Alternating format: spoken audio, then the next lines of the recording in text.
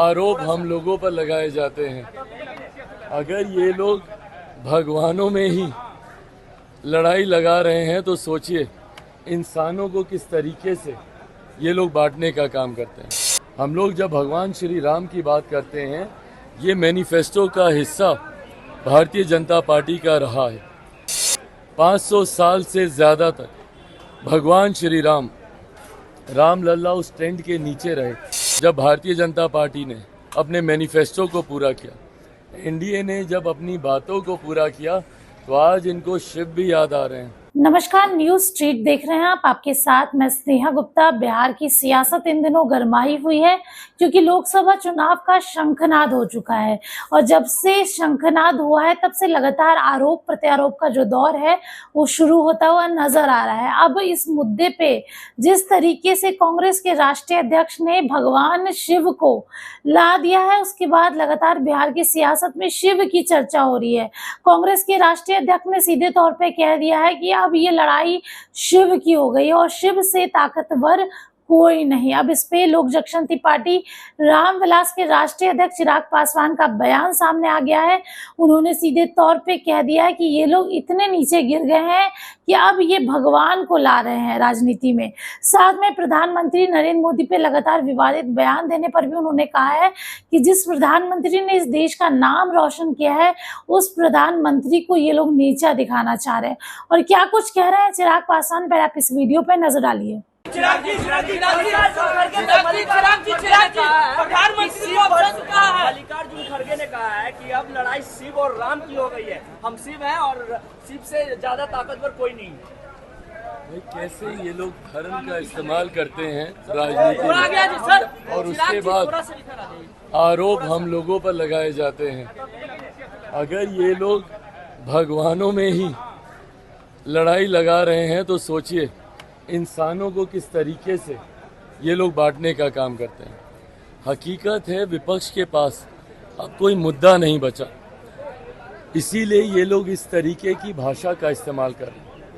हम लोग जब भगवान श्री राम की बात करते हैं, ये मैनिफेस्टो का हिस्सा भारतीय जनता पार्टी का रहा है, जिसको कभी कांग्रेस या इनके सहयोगियों ने पूरा नहीं होने दिया। 500 साल से ज़्यादा तक भगवान श्री राम रामलला उस टेंट के नीचे रहे, तब ना इनकी भावनाएं आहत हुई, ना इनकी संवेदना उस प्रति जागी।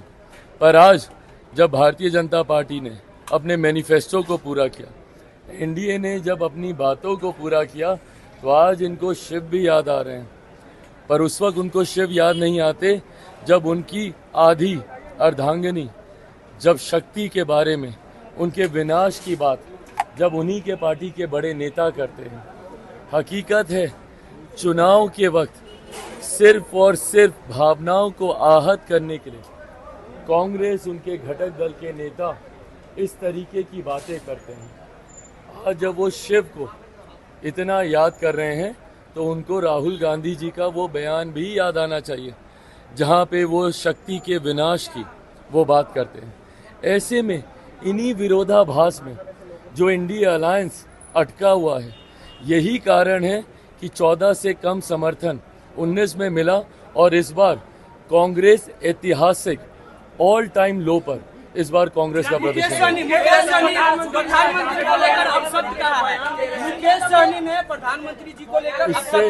इससे ज्यादा घृणित, निंदनीय, अशोभनीय और कुछ नहीं हो सकता।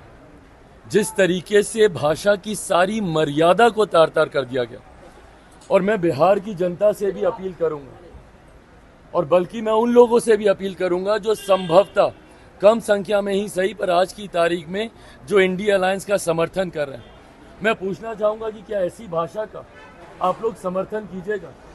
मेरे प्रधानमंत्री से लाख बैर सही, पर क्या कोई भी सभ्य समाज में ऐसी भाषा का स्थान है? क्या आप एक राष्ट्रीय अध्यक्ष के लिए आप इस तरीके की भाषा का आप इस्तेमाल कर सकते हैं?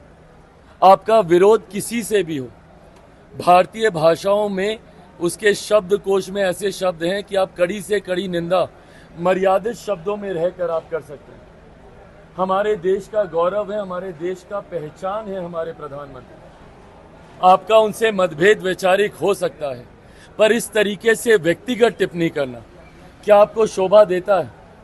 आज की तारीख में हम लोग 21वीं सदी में हैं, पढ़े लिखे समाज की हम लोग कल्पना करते हैं। ऐसे में जब ऐसे लोग जिनको कोई ना कोई अपना आदर्श मानता होगा, किस तरीके की एग्जाम्पल आप सेट कर रहे हैं, किस तरीके का उदाहरण आप देना चाह रहे हैं। मैं बिहार की जनता से आग्रह करूंगा कि देखें और देखकर निर्णय लें।